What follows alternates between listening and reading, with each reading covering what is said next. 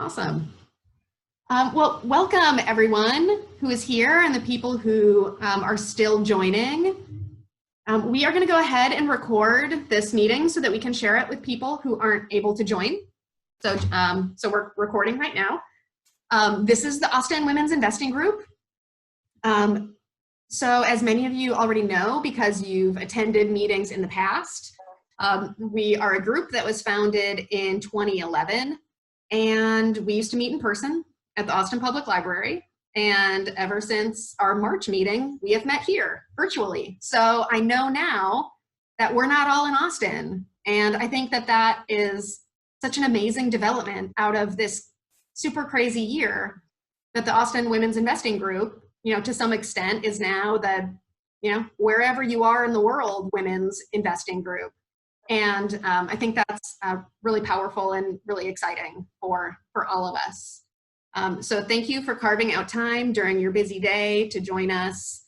Laurie and I were talking, and Laurie and Gwen and I were talking before about this not being, on the face of it, a super exciting topic, but it is timely and relevant. We're going to talk about the Secure Act, which is some especially retirement-focused tax legislation that was passed at the end of 2019, and then the CARES Act, which was passed post-COVID, post-lockdown at the end of March of 2020. So these two things kind of popped up pretty close to each other.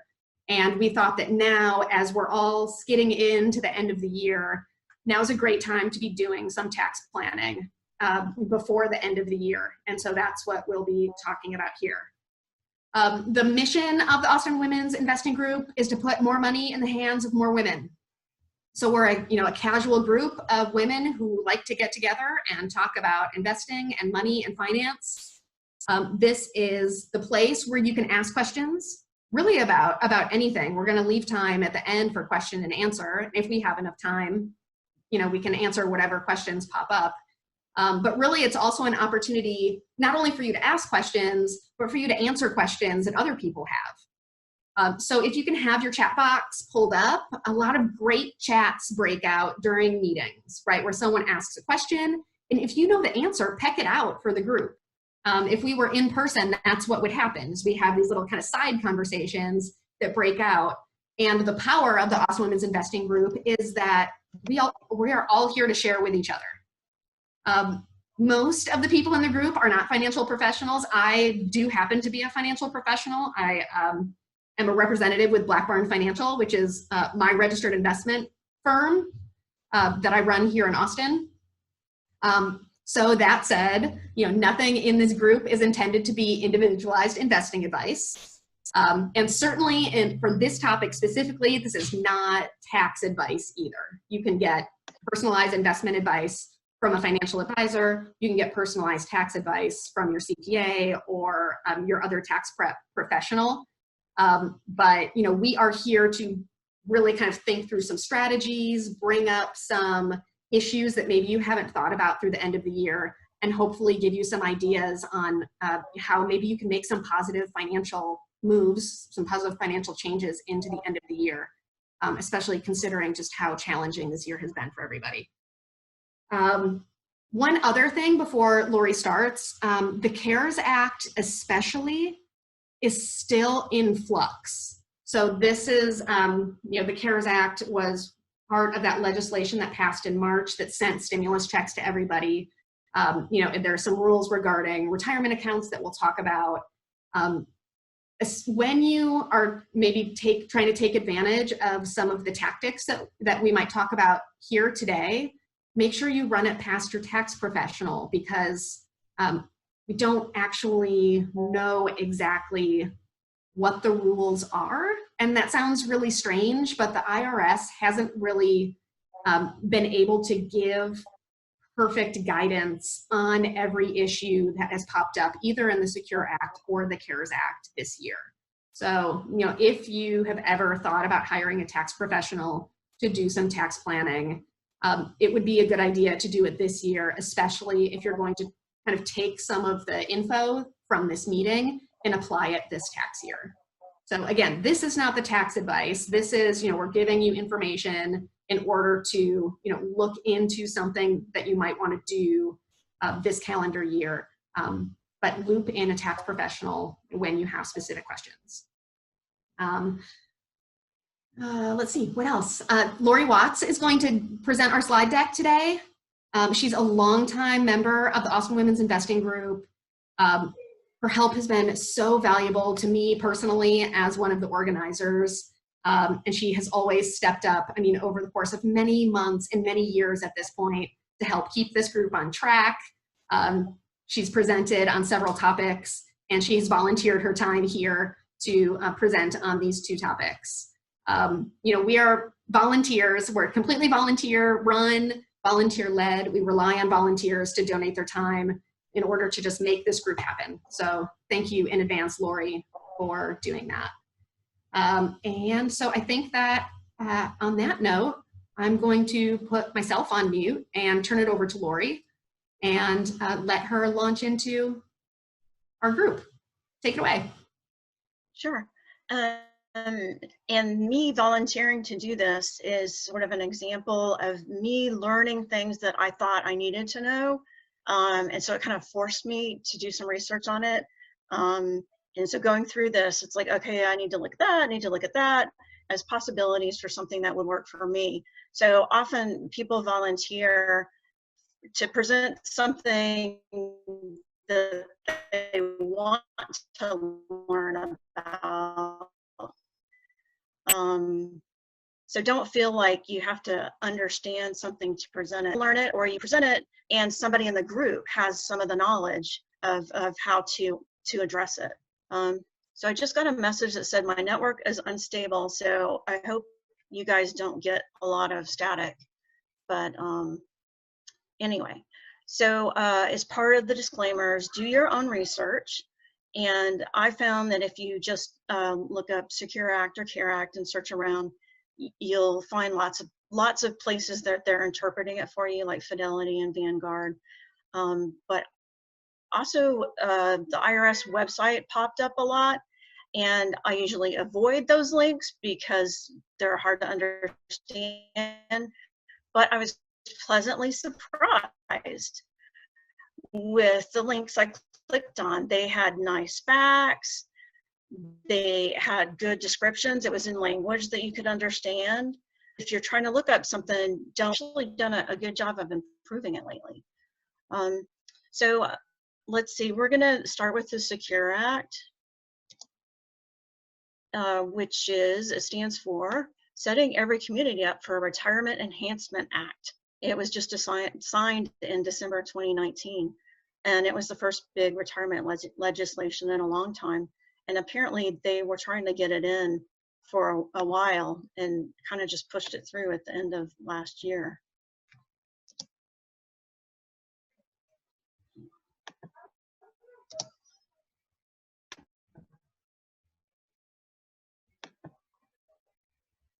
Okay, so sorry, I'm trying to get my screen set up so I can see the slide and see all of you guys.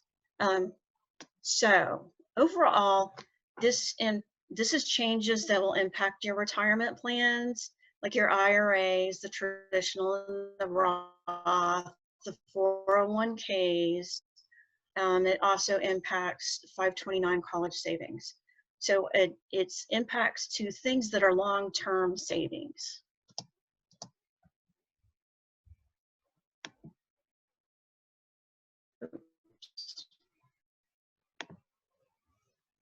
The CARES Act, Coronavirus Aid, Relief, and Economic Security Act, as Sarah said, was signed in March of 2020.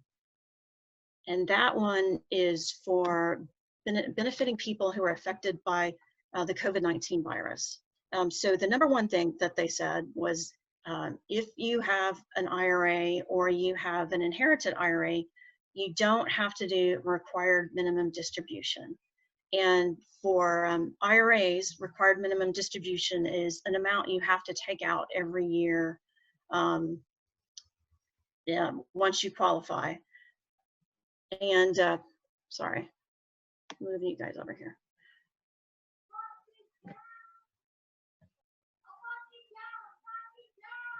Sorry, I'm trying to figure out a good way to for me to see what's going on. So yeah, so that might not affect a lot of people, but it does affect some of the people in our group. And then if you have some COVID related problems, which had a pretty broad definition, it meant you got COVID or your spouse got COVID or you lost your job because of COVID or you worked less hours. A huge list, which you should double check if you IRA to the end of this year, and then you pay it back over the next 3 years as income. So for example, if you decide to borrow $9,000 from your IRA, you're essentially borrowing it from yourself. You don't pay a penalty. Normally, if you take money out early from an IRA, there's a penalty of 10%. So you don't pay the penalty. And then you have the next 3 years to pay yourself back. So you can pay yourself $3,000 next year, $3,000 the second year, and that will look like if, you know, you got this extra income back into your retirement savings. Hey, Laurie, can I stop you for a minute? Laurie, can I stop you for a minute? You're breaking up just a bit as you're going through the slide deck. Okay. Is there, are there any windows that you can maybe minimize on your computer, or any other troubleshooting? Yes, I think it's probably my network traffic.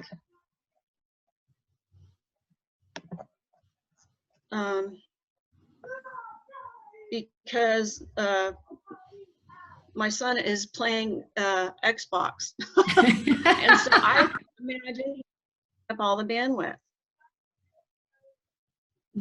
So let me. Do you want to see if you can get a strong, if you can work something on your end, and I'll take a minute and talk about that slide that you were just talking about? Is that all right? Yeah, why don't you do that, because you're definitely more familiar with the CARES Act. Okay, hang with me, everybody. Every Zoom meeting has something, right? All right, let me see if I can manage to bring up that same thing that we were just looking at. Okay, hang with me, everybody. Share screen, share.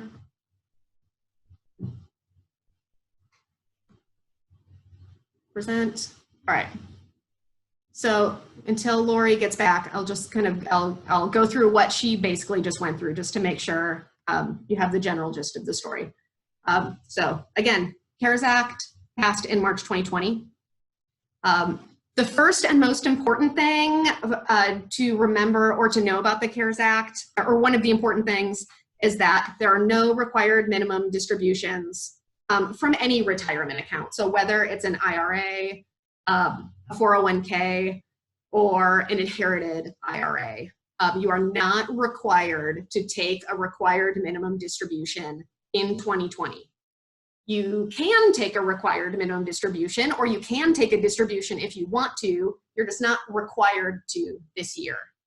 So one of the things they were trying to do with the legislation is not force people to take a distribution and then pay taxes on it.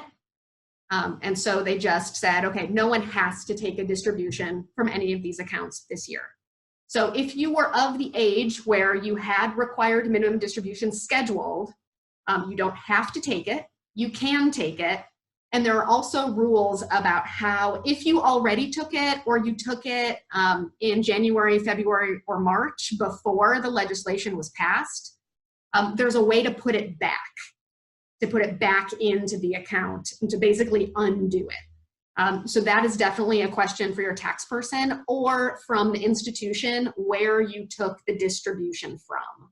there should be someone available to help you put it back if you decide you don't want to take the required minimum distribution this year. The other thing that Laurie was mentioning is that you can take in 2020, and the deadline is December 30th, 2020. If you have been adversely impacted by COVID, which is a lot of people, you might fall into a category of people who can take penalty-free distributions early from retirement accounts. So imagine that you are one of the people who lost their job in 2020, and you got your stimulus check, maybe you got some unemployment, but as we're going into the end of the year, things are getting tight again. You do have the opportunity to take early distributions from a retirement account without paying the penalty if you fall into some broad categories, which is you had a positive COVID diagnosis, a spouse, and I think maybe it's a spouse or family member had a positive COVID diagnosis. There's a broad one that impacts, you weren't able to work as much as you usually do because you couldn't find childcare because of COVID. So if COVID has impacted you in some way in 2020 and you're the worse off for it financially, look at those categories under the CARES Act and see if you qualify for a penalty-free distribution. Again, like going back to that the CARES Act language is still in flux. There's not really a ton of clarity over who qualifies and who doesn't. It's probably, as of now, kind of the honor system as to saying that you qualify for these penalty-free distributions. But certainly, if you're at a point in time, especially as we roll into the end of the year, where you need money, consider this as a release valve that you really might want to consider taking. That's why, the timing of this is now. You still have time to evaluate whether this is a good decision for you, before the end of the year. If I had to guess, I would guess that they would extend this into next year, but that's just a super guess, right? As of now, the deadline to make those withdrawals is December 30th. When for those early withdrawals, you can pay the taxes that are going to be owed on any traditional account. So you take money out of your 401k, let's say, you take an early distribution from your 401k. You owe taxes on it because it's pre-tax money. You have the option to space that tax out over 3 years. So that's another advantage to doing this before the end of the year. Instead of, if you take out $20,000, instead of owing tax on that $20,000 next year, you can space it out over 3 years. You also have 3 years to put the money back in via a rollover contribution.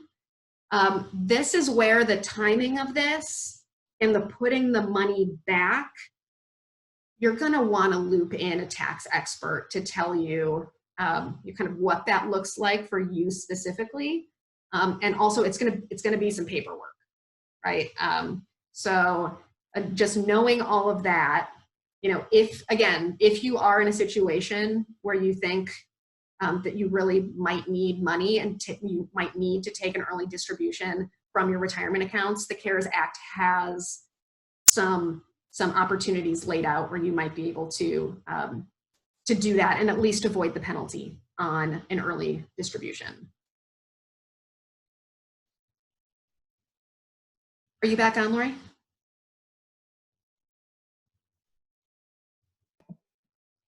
Yes. So we'll see if this works or not. Awesome. I guess you can hear me okay right now? Okay. So I just put the slide in here for just a brief overview for people to remember about IRAs and the difference between traditional IRAs and Roth IRAs. Because if you're first learning about this, it's kind of hard to keep track of them.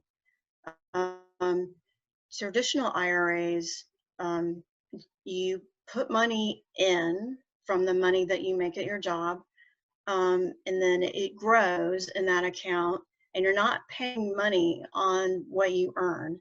But when you take the money out, that becomes income to you, and you pay taxes on that. When you put the money in, it may be tax deductible, so that's the benefit of doing it. But this is where you would want to ask a tax accountant, a CPA, or do lots of research yourself, because there's lots of rules about how much money you make, how much money your spouse makes, if you're filing married or filing married jointly or filing married separately, if you receive money from an employer 401k plan. So there's lots of rules about that.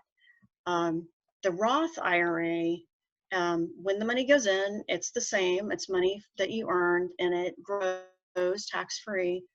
But when you take the money out, you don't pay any taxes on it. And the trade-off is when you put the money in, you didn't get to take any tax deductions at that time. But the benefit is when you take the money out, it's tax-free, which usually it will be a larger amount because retirement funds are long-term, and hopefully you've been putting money in and it's been growing this whole time. So now you should have more money in out that's tax-free than what you originally put in. So those are the differences between them. So the rules are slightly different between the two. And I always love Roth IRAs. So if I have a choice, I usually will go with the Roth IRA. Oh, Sarah, I guess we'll go to the next screen. I think you're still sharing, Sarah.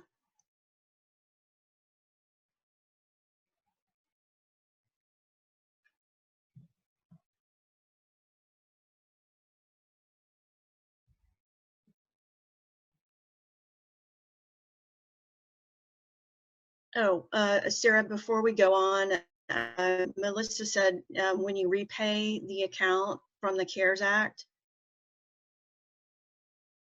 to your annual contribution limits, does it? I don't think it does, but what would you say, Sarah? Yeah, Melissa, that's a really good question. Your contributions are always new money that you're putting into the accounts. So a contribution is new money that you earned that you're putting into retirement accounts. If you took an early distribution that you were allowed to under the CARES Act and put the money back, it's not a contribution. It's a rollover. It's a rollover contribution. So it's in a different category. It's not a new contribution. It would be basically undoing the early distribution. Does that make sense? Did that answer your question? Yeah, she says yes. All right, we'll answer some of the questions as we go along, and some of them we'll just answer at the end. So we're going to try and gather them up. So it'll be a mix.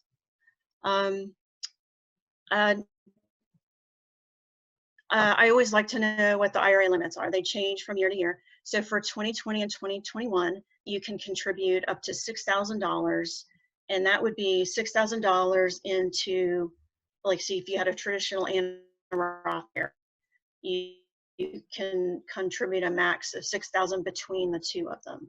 If you're over 50, you can contribute an extra $1,000. They kind of call that the catch-up money.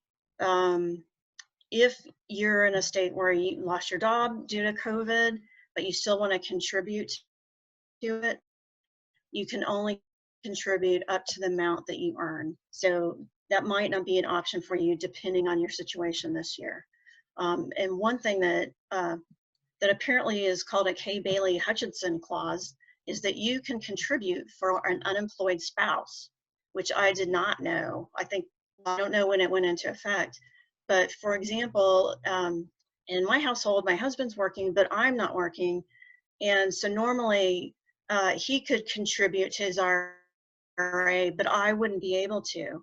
But I think this was already, well, actually, I don't know. I don't know when this got signed into law, but he can contribute $6,000. We actually can contribute $7,000, and I can contribute $7,000 even though I didn't earn $7,000 because we filed jointly, and I am his spouse. So that's kind of a nice benefit.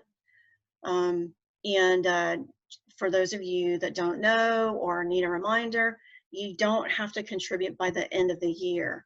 You have until April 15th of the following year to contribute. So if you're thinking, oh no, I missed it, I always miss it, you actually have a couple of months to go ahead and contribute. And the reason you want to contribute instead of just leaving it in your savings is because these accounts grow tax-free. Roth IRA, you get to take it out tax-free, so it's like bonus.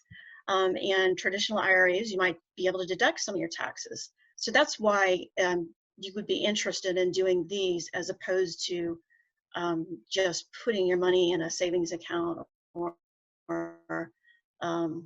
another account that gets taxed, like just a regular mutual fund account. To explain, you can have a mutual fund that's identified as an IRA. If it's not identified as an IRA, it's just a regular mutual fund, which would get taxed. So let's go on to the next slide. Laurie, do you mind if I jump in just really quick here to elaborate on one of your points? Please do. The reason that this topic is a good one to be doing right now in November is the rules surrounding, especially the rules surrounding IRA contributions. The rules depend on your income. So now that we're in November, you probably have a decent idea of what your income through the end of the year will be, and you can start figuring out which accounts you qualify to contribute to. So you can start gathering that information, and then, like Laurie mentioned, you actually have until April 15th, 2021 to actually make the contribution, and that's because most people don't know exactly what their income is until after the end of the calendar year. So with these IRA limits for contributions we're talking about here, you know, there's other rules about who is eligible to contribute to an IRA. Most of those revolve around income. And now, again, now that we're coming into the end of the year, you probably have a decent idea of what your income is. And certainly after the end of the year, you will know what your income situation is. So there's time to be thinking about it now, and then time to actually make the contributions into next year. All right. Okay, does anybody have any questions on that before we go on?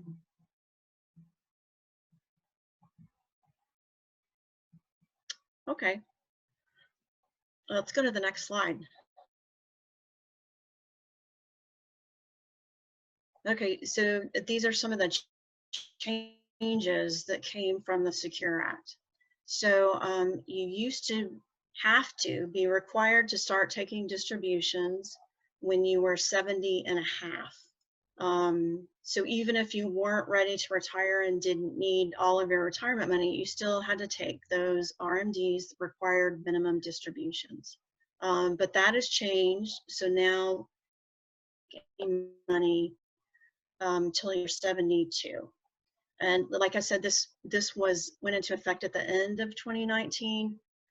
So it's sort of like, that's the cutoff point. So if you were 70 and a half in 2019, you have to use the old rules. You don't get to use this new rule. And the reason is because people are tending to work longer and not retiring as early. And so this allows your retirement fund to grow tax-free a little bit longer. And along those same lines, people working later, you can continue to make contributions if you're still earning income. It used to be that once you were older than 70 and a half, you couldn't make any more contributions to your IRAs. But you can still keep making them. So if you want to, well, like I said, and like Sarah said, you have to plan it out. You have to decide, Do I put my money in traditional IRA and deduct taxes? Do I put my money in Roth IRA? What's my income? Does it make sense for me to do this? They just basically open the door a little bit wider for you to continue savings longer if you'd like.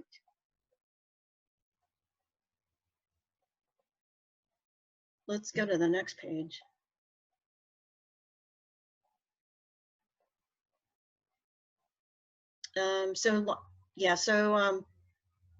Like I said, required minimum distributions are something that you have to take from your IRAs, even if you're not ready to.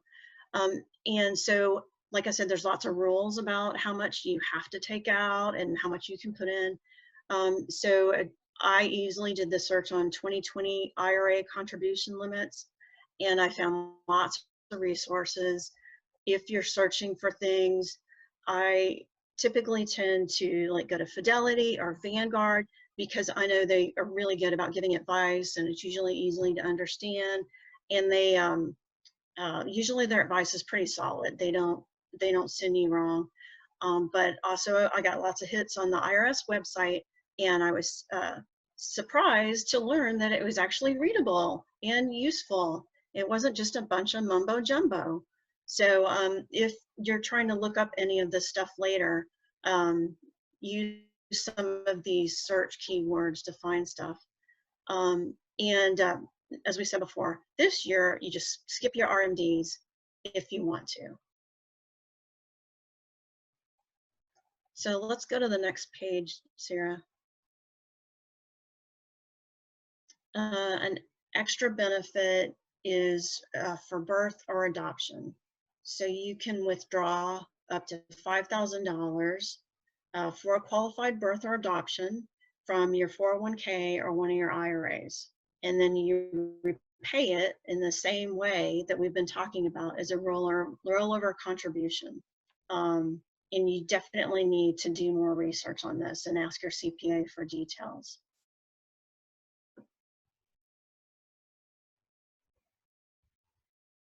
Oh, okay, so there's a question that if people's income only comes from dividend and rental incomes, are they eligible to contribute to the IRA? I don't know, Sarah, you'll have to field that one. I thought rental income would be considered earned income, and so you could. Yeah, there's another question too in the chat box. Earned income is trading your time for money. So dividends are not earned income. Rental income is not earned income, I think, unless you are a real estate professional, which you may be. But if the rental income is passive, it's not earned income. Unemployment is not earned income. Social Security is not earned income. A pension, I don't think is earned income. So the earned income part means you're trading your time for money. So it's wages and salary. Kind of all of those other categories of income don't count. So if you are not employed, then you are probably not going to be able to make a contribution unless your spouse is employed and there's enough earned income in the household to make a contribution. So earned income for retirement contributions is really important, and not everything qualifies as earned income. And NJ Batch had a good point regarding the earned income. If you have a teenager and they're working and they're making money, they can actually go ahead and start a Roth IRA or even a traditional IRA back when they're teenagers, because they're actually making money. And they can open up those accounts and they can just keep on growing. So yeah, that's like a great bonus, and also sort of like something that most people don't really think about, because you don't think of, you know, the supermarket job as being something where you can stash away money for your retirement. And also, you know, you might have to have some good arguments for convincing your teen that that's a good place to put the money. But yeah, I think that's a really good perk. Here's the, one little tip too. When my son was 17, I gave him $1,000 to put in a Roth. It's like a marshmallow test. he wanted to spend that money so badly. It was just burning a hole in his pocket because he had a girlfriend. And I literally forced him not to. He's 32 now, and he still keeps thanking me for doing that. So it's one of those things that it's not just $1,000. It sets them up for a whole different way of thinking in terms of life. He's married. He's got a beautiful home. He's got plenty of money in the bank. He works. He knows how to invest. The account's worth a lot. And it's that one little thing, these little tiny things that actually make a difference as far as their future is concerned. So that's why I wanted to put it out there, because people never think about getting their kids started early. So, I mean, that's it. Yeah, no, that's a really good point. Thanks for bringing it up. Nancy, thank you. It's so good to hear from you. I just muted myself again. Oh, too many buttons. Hello, how are you? Sorry. Thank you for making that point. Yeah, sorry. Okay, so this is kind of a slightly different topic, but this is about inherited IRAs. So when you inherit an IRA in 2020 and after. So this is one of those topics that might not apply to you, might apply to somebody else. You might be on one side or the other. You might be the person inheriting it. You might be the person who's thinking, okay, I want to figure out how would I, let my kids inherit these IRAs. But they changed the rules on it. Before, if you inherited an IRA, you basically got the rest of your life to use it. So it became a really good account because it was still growing tax-free, and you could take out the money as you needed. Well, they changed that and said that no, if you inherit an IRA, you have the next 10 years to take all of that money out of the account. And obviously, if you inherited an IRA from someone who's been saving for a very long time, which I did from my dad, if you start taking out the money, it immediately jumps up your tax bracket, but you have no choice at that point. So this is a new rule that kind of you don't really notice until it matters to you. So if you are one of the people on this group, this rule doesn't apply to you. If you're a surviving spouse or a minor child, a disabled individual, somebody who's chronically ill, and then this is kind of unusual, individual who is not more than 10 years younger than deceased participant or IRA owner. So those people probably have the remainder of their lives to use that fund. But otherwise, you have 10 years. Let's go to the next page.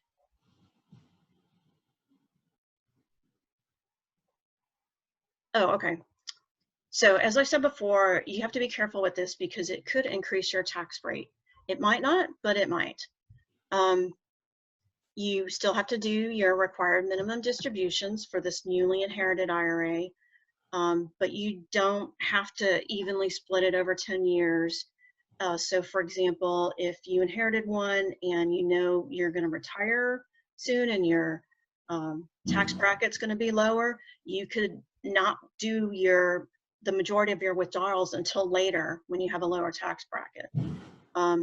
One idea for Roth IRAs is that you let the money continue to grow in there, and then at the end, in year 10, that's when you take the money out because you don't have to pay taxes on it. So it's not going to be a hit and move you up to the next tax bracket. So depending on when you inherited the IRA, how old you are, all the many rules, you have to kind of plan out what you want to do to make the most of your inheritance. And so go to the next slide and we'll talk about the other side of the equation where you have accounts and you're not going to use them all and you want to try and pass them on to your beneficiaries. So first, make sure you specify a beneficiary because that's easy to skip. Of course, if you don't specify one, there's rules about who it goes to. But if you have somebody in mind, you definitely want to specify them. And you might want to specify a spouse or somebody older rather than somebody who's very young, like a child or a grandchild. Because the rule for a child or a grandchild, if they're underage, they won't have to start using the money but when they become of age, which I don't really know if that means 18 or 21, it wasn't easy to find out, but then they'll have to start taking it over the next 10 years. And that would probably be right when they start earning money, and that it would probably jack up their tax bracket. So that's why you would want to leave it to an older person, if possible, if it works out with your plan. Another idea is that you take your required minimum distributions, or whatever money you're taking out of the the retirement plan, and you go ahead and just gift it to your heirs. That's one way to pass the money on to them in a planned way. And there's limits to how much you can gift somebody. I think it's $16,000 a year right now. But like I said, this is if you're concerned about passing the money on to other people, because the old way, you just had to keep your IRAs, your Roth IRAs, traditional IRAs all set up, and your kids or your grandkids would inherit it without any issues. There's another way on the next page. So these are tips I found on the Kiplinger magazine. Yeah, some of these are like, you have to really, really be determined to pass on this money. If you're at a lower tax bracket and you're already receiving funds from your IRA, and your beneficiary is a higher tax bracket, consider converting it over to a Roth IRA. That means you would pay the taxes. It would become your Roth IRA, and your beneficiary would inherit it at a later date. And when they inherit it, they would have 10 years to take everything out, but it would be tax-free. So if they inherit it and they're at a high-paying tax break because they're right in the middle of their career, that would be one way for you to take some of the burden on yourself so that they could have it tax-free. You could, when you take withdrawals out of your IRA, you put them somewhere, probably in a taxable account. So it probably goes in a mutual fund or savings. But if it goes into a mutual fund, or you buy stock with it, when you pass on, that's like a line in the sand, and all of the cost basis for those stocks and mutual funds and ETFs are reset. What price they're at that day becomes the price as if they were bought on that day. So if one of your parents bought Apple stock a long time ago and it's really, really high now, and you just inherited it and you're going to sell it, you think, oh my gosh, I'm going to pay a ton of taxes on it. You will, but you don't really have to pay taxes on all the way back from when they bought it to now. The cost basis, which is like sort of the beginning part, moves up to their time of their death. So you're really paying taxes on any gains that you had from the time of death to when you sell it. And this is kind of weird for me to throw this in here because it's kind of strange, but like I said, if you're really, really desperate and you really want to figure out, oh no, I hate this 10-year rule, how am I going to pass my money on? This is something for you to know and take under consideration. So yeah, we can, if any questions on that, or Sarah, do you have any input on that? I don't really want to get stuck talking about that because this is kind of like complicated. But I guess I want you guys to know, okay, this is a possibility as something that you can do.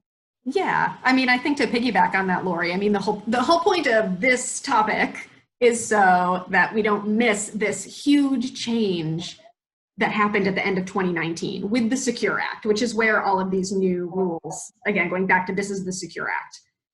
You may have missed it, but in the financial advisory, financial planning, tax planning world, estate planning world, this threw a big wrench into people's plans.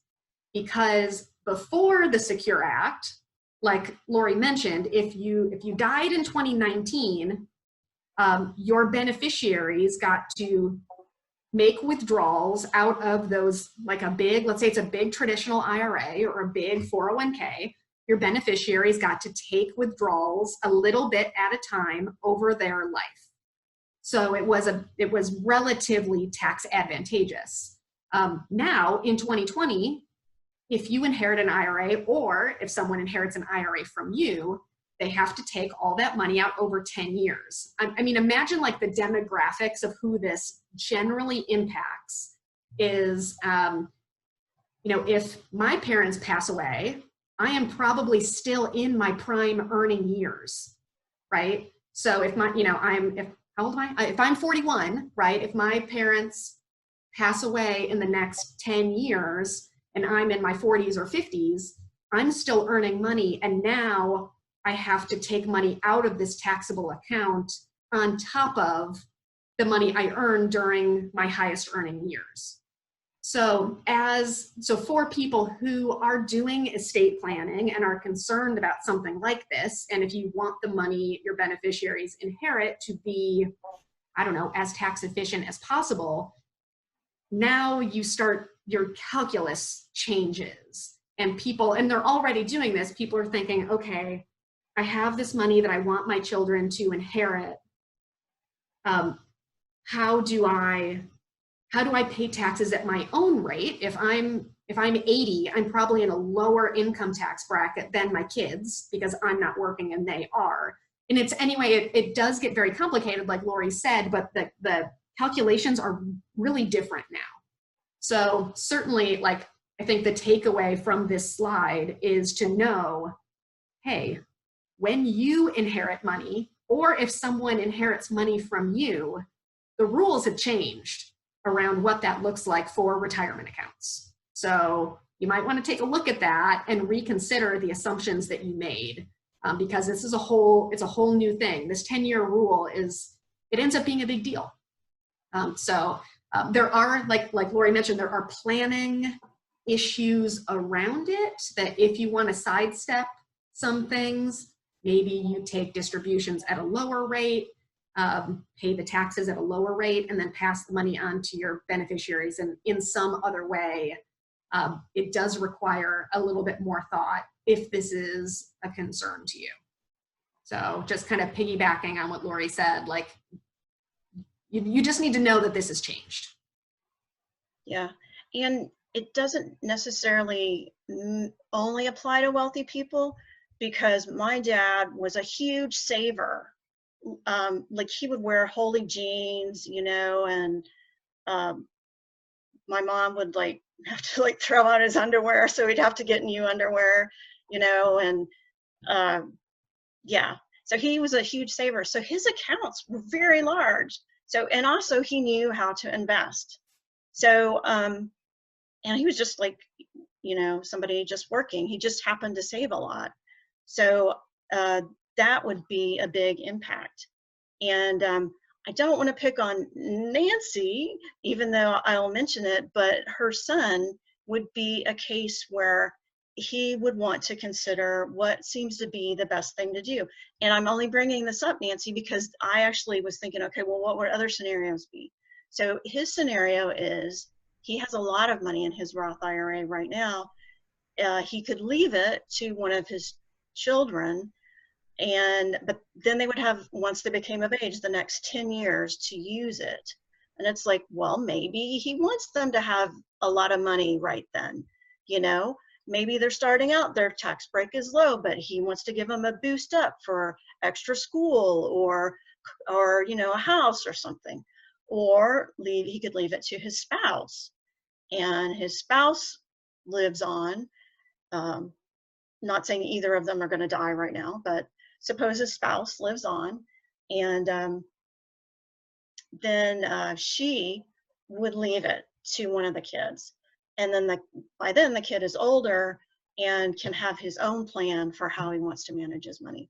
So it's kind of a weird thing to think of, because you think it shouldn't affect you, but it's one of the things that almost affected me, because my dad died in 2019, and I already had one financial planner who didn't notice that one small detail and was trying to help my sister plan how's she going to use the, this nice benefit from my dad?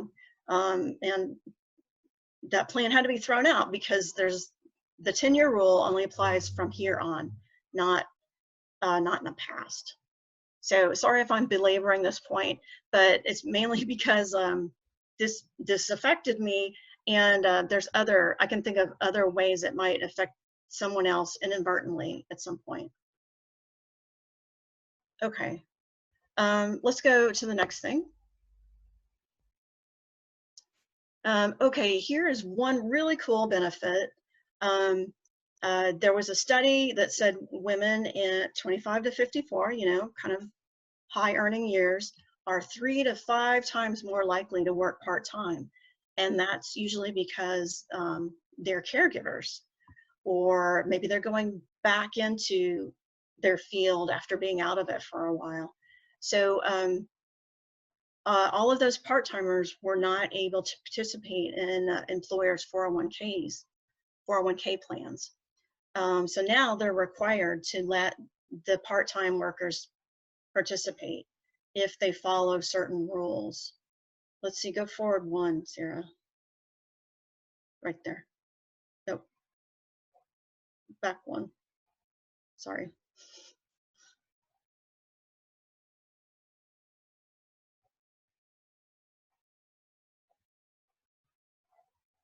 There.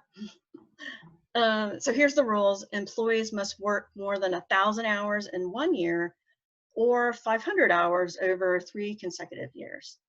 So you guys have to know that this is available, because if your employer doesn't make it really obvious, now you know you can go and ask for it. And they also put in some changes that are supposed to make it more appealing to small business owners to offer retirement funding for their employees. They get a tax benefit, and there's a rule that says different small companies can band together and get reduced rate insurance because they're buying it as a block. They made that more flexible. So, if you are working part-time and it's not offered at your business, you might be able to go and advocate for it and point out that, maybe it's a little bit easier for the employer to offer than it was before. Okay, so let's go look at the next page, which is 529 changes. 529s are the college savings plans. So one of the new things is that if you're, usually it's a child,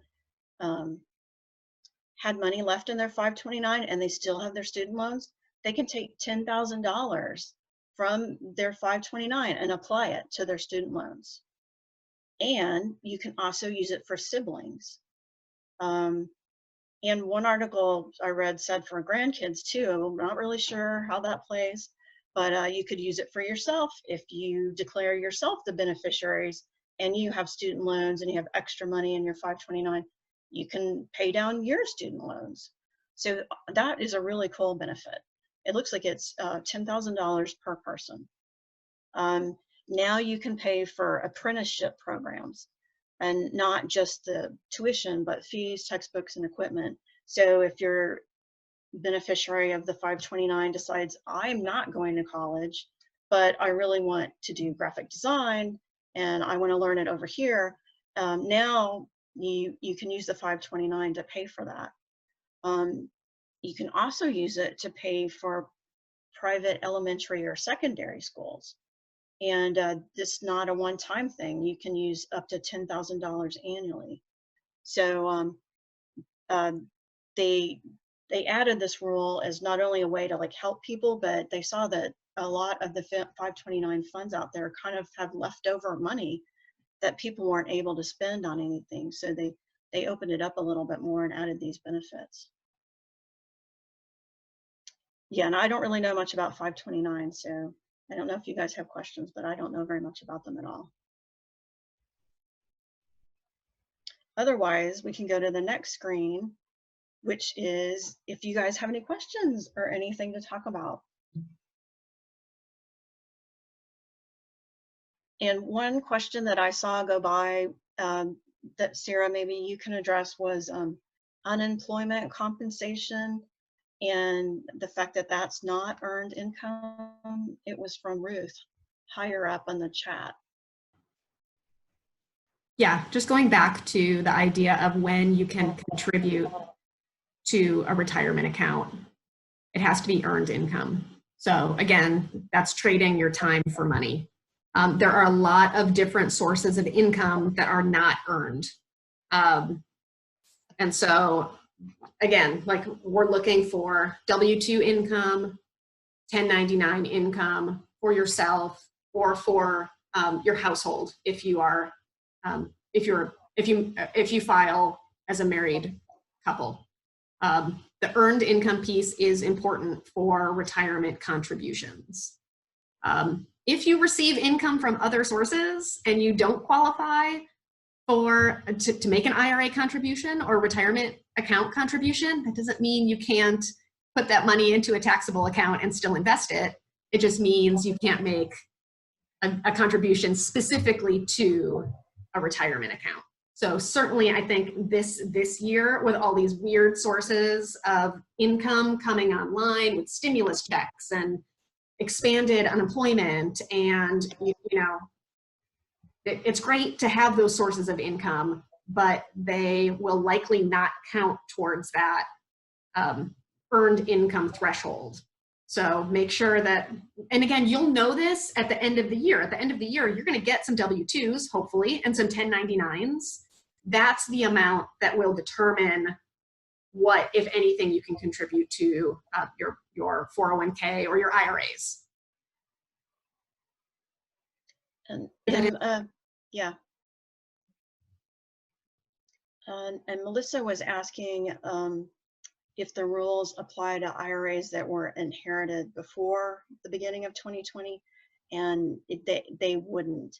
It's only for IRAs that you inherit from 2020 and beyond. So it would not apply to ones that you already had. Right, that 2020 number as it pertains to the Secure Act and the 10-year withdrawal period is for people who passed away in 2020 or now going forward. So like Laurie mentioned, like if you inherited an account at the end of 2019, that's under the old rules where you perhaps had the ability to, they called it a stretch IRA. You potentially had the ability to stretch the withdrawals over your lifetime. Those rules are not as flexible anymore. Again, unless you're one of those people that's an eligible, what do they call it, like an eligible beneficiary. Most of us, if we inherit an IRA in 2020 and beyond, will be under that 10-year rule. And the rationale for this, by the way, is Congress just decided they want people to pay taxes faster, especially on inheriting big traditional IRAs. Money that is in a traditional account has not been taxed yet. So if you can imagine generations and generations passing these things forward and no one is paying the taxes and they just keep stretching it out over generations and generations, Congress is just like, we're going to close that loophole because no one wants to pay their taxes. And it's going to be you, all you people who inherit it after 2020 and beyond, right? It's going to stop being passed on through the generations now as much as we can. So that is some of the rationale behind it, is to keep this money from being passed on through perpetuity and just have people pay some taxes. So just a little aside there. It looks like there's another question about earned income. Sarah, I'm going to let you field that one. If you know, it's not something I would know. I'm sorry, can you point me to the... It's at the very bottom from Crowhers. If you're an artist and you earn your money that way, is that considered earned income? Yeah, I mean, if you create a work of art and sell it, that's income. And it would, you know, assuming that, I mean, you're going to have to look, I guess you're going to have to kind of, I would assume that that's income. You're trading your time for money in that way too. You put your time into creating a product and then you sell the product. I don't know that artists categorize their income as anything different from that. But I would say it applies, you know, whatever if you're self-employed and you make money by making art and selling it, you would report that as self-employment income. So that's earned income. Really good question. Again, these are also like, you know, like you will know what your earned income is based on what line all this income goes into on your tax return. So again, the earned income at the very top of your tax return on page 1 there, I think it's line 1 is, hey, put your W-2 income here. And then a couple lines down, it's like, hey, put your self-employment income here. The self-employment and the W-2 income will be what determines how much you can contribute to IRAs.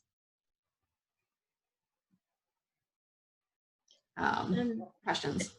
I noticed that Ruth mentioned a book, Die with Zero by Bill Perkins. I find that interesting. I do too. Ruth, can you tell us more? If you're in the position to do so.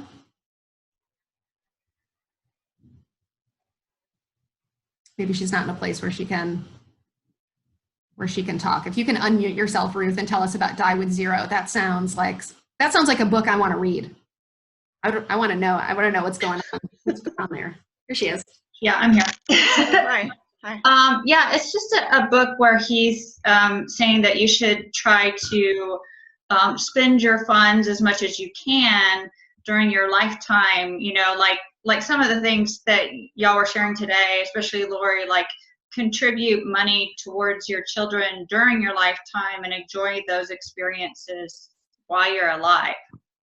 And so it's just a good read for people that want to participate in that. I mean, so often people are worried about their legacy and leaving funds to their kids. And, you know, it's just a different philosophy about, you know, spending that time and that quality time and that inheritance, contributing it during your lifetime. So it's just a recommended alternative philosophy, I guess. So, yeah. It sounds like a really interesting book. Thanks. Yeah. Great recommendation.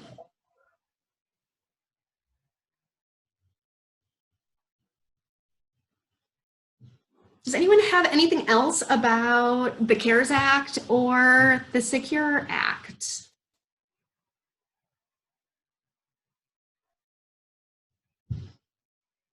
And I think we're probably a small enough group that you can just unmute yourself and ask a question that pops up. Though I will certainly say that if we touched on the concepts and don't have too many questions and answers, we can certainly pivot to other investing topics as we go. But it sounds like maybe someone is interested in asking a question. I thought I heard someone unmute themselves. I like Rita's comment that her nightmare is to live with zero. That's true, right? Like certainly we're trying to strike a balance here, right? You can't take it with you, but you also might need it for a long time. So, I always kind of make the joke when I'm doing my time value of money calculations in my office, that kind of assume that you can bounce the last check you ever write. Right? And plan it out perfectly. It's a perfect plan. And you send off your last check and it bounces and you're gone, right? That's everyone's dream, but maybe you don't want to cut it that close. I don't know.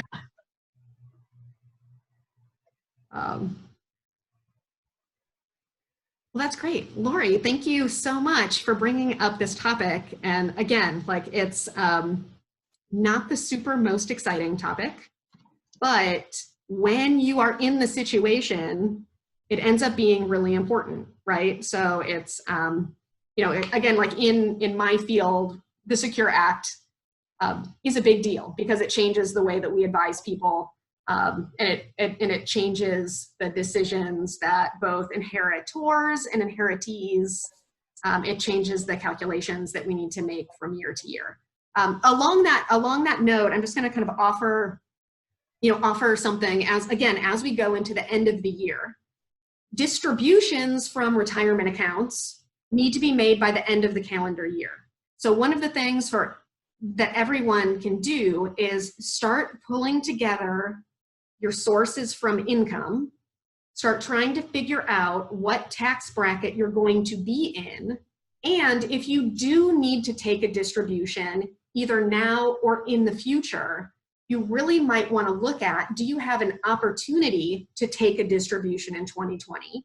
If you're having a low income year, you might have the opportunity to take a distribution from a taxable account at a relatively low rate. So, I mean, and this is trying to turn lemons into lemonade, right? If you were laid off for some point of time, if your income is lower for whatever reason, and you either have an inherited account or you are or nearing the age where you might need to take a required minimum distribution, you might be able to take money out of an account this year and pay taxes at a lower rate than you will in the future. It's at least something to think about. Certainly, like in my office, November and December it's the time when we start doing these calculations. Like maybe we don't have to take a distribution from an inherited IRA or from just a 401k or some sort of a pre-tax account that I own, but maybe I want to. Maybe I'm in a relatively low tax bracket. So maybe it makes sense to start taking money out before the end of the year. With the distributions, you don't have until April to make the distributions. You have until the end of the calendar year. So if you want to take money out, we're getting up on the deadline for doing that and paying taxes at whatever your rate is this year. So again, this is a perfect reason to hire someone to do some tax planning for you. Or it's a perfect reason to spend a couple hours starting to pull this information together and see if there are some opportunities here as we go into the end of the year.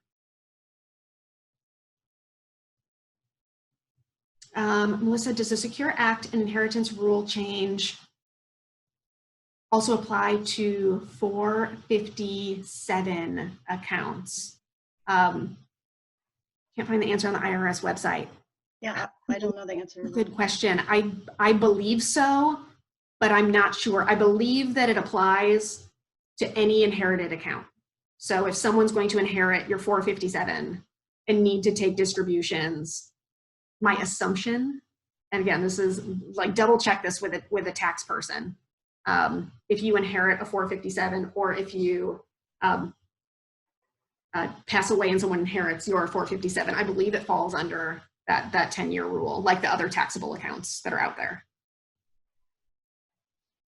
And Michelle just wants to remind everyone that those IRA distributions can possibly put you in a higher Medicare Part B and D bracket too. So again, kind of going back to the tax planning portion. It's not easy. That's why no one really likes talking about taxes except for accountants. But here we are. Melissa said this hurts my head. Yes. We're all just doing the best we can, right? We're all just doing the best we can. And so certainly we're all here to learn and do the best we can, but this is not the easiest topic to think about, for sure. No, yeah, when I was thinking about it, I was like, oh, this is like one of the boring things. And I was thinking, lots of people think finance stuff in general is boring. Yeah. But it's like, what part do I really like? It's like, oh, we could talk about like fun stocks to get, or which companies are paying good dividends. Yeah, I'd rather talk about that, but lots of people say that's pretty boring too. Yeah, I mean, and I will say that, just in seeing a lot of people in a lot of different circumstances, I want to go back to one of the slides that Laurie put together that talks about naming a beneficiary. It seems like the simplest thing to name your beneficiary. You put the person's name on the beneficiary form. That in and of itself, without any of this other thinking, that in and of itself will save your beneficiaries a ton of headache and a ton of heartache. If you don't designate a beneficiary, your estate by default is your beneficiary.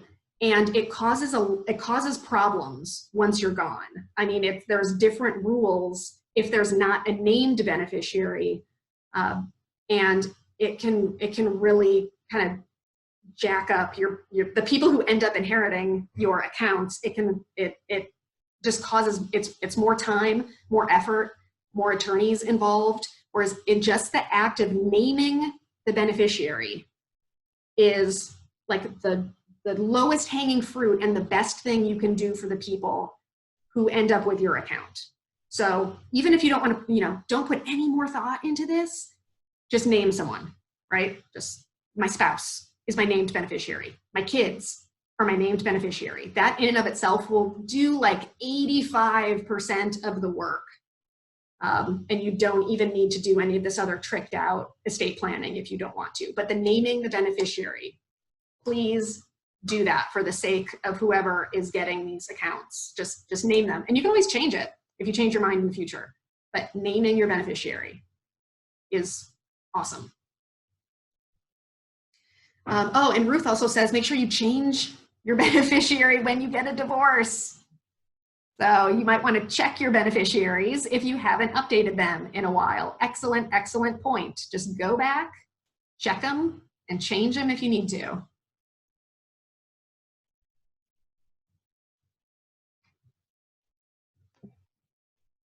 Well, this has been really good.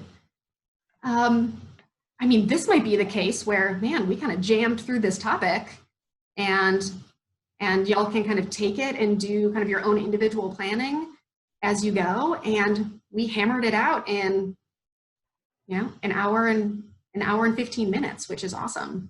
Yeah, I think it's because it's sort of like things you have to know that you need to be aware of, but everybody's individual case is so different that you kind of have to go and look it up yourself. Yeah. And, not only how much you earn, but who's in your family, what your plan is. So, which we'll be happy if you have questions to talk about that. But I think that's why it's kind of hard to, well, not that we want to fill up 2 hours talking about this, but yeah. It also may have ended up being a different conversation depending on the results of the election that we recently had. I don't know if you guys knew that we recently had an election, but there's the tax rules are always changing, right? So the Secure Act was passed at the end of 2019. Congress can sign new legislation whenever they agree to. So these rules can always be changing. So certainly, like as of now, it looks like if the results are kind of what we think maybe they are, divided government, Biden administration, but maybe not control of the Senate, it probably looks like the tax legislation as it is stays the same and doesn't get changed in a super meaningful way. And I just bring that up because one of the parts of the Biden administration tax proposal was to get rid of the step up in tax basis that Laurie talked about for inherited assets, for at least for some people, maybe just rich people, but maybe everybody, no one really knew. So those things, kind of are always in flux. It makes sense to stay on top of it. My personal opinion on tax planning is to acknowledge that these things can change. And so sometimes, maybe if you have $1 gazillion, it makes sense to sweat the details. But I think for most normal people, it makes sense to have a general idea of what the tax policies are, but don't spend a ton of money paying an attorney to solve a problem that might change in 2 years, right? So this is kind of my general thinking on estate planning in general. If you know the basics, like this is how someone will inherit my IRA or my Roth IRA. You can do a lot of tax planning for free, a lot of estate planning for free, knowing those rules. And maybe you don't need to get into the weeds with all of like these trusts and, charitable organizations and kind of all of these other things, especially if you're just like a normal person, right? You're not Elon Musk, right? So just kind of keep that in mind too, like staying, and we'll do our best too to kind of bring the topics to you so that you can do as much of this planning on your own, and get, again, it's like, can you get 85 to 95% of this done on your own by doing something like naming beneficiaries? That's free, right? And then, loop in the expensive people once there's like an issue that falls outside of those things that you can do on your own. But it looks like this is probably going to be the lay of the land for the next year, 2 years, 4 years. Who knows? I mean, it's so now, like, I will never make a prediction again after 2020. So who knows what's going to happen? But we will keep coming every month. I do know that, with different topics. Along those lines, if you guys have topics that you would like for next year, send us emails, put it in the chat.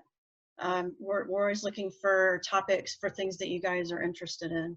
And our next meeting is going to be December 5th. And it's mainly TBD, but that's usually our informal meeting. Usually if we were meeting together, we would, chit chat and share food. So we'll figure out what we're gonna do in that meeting.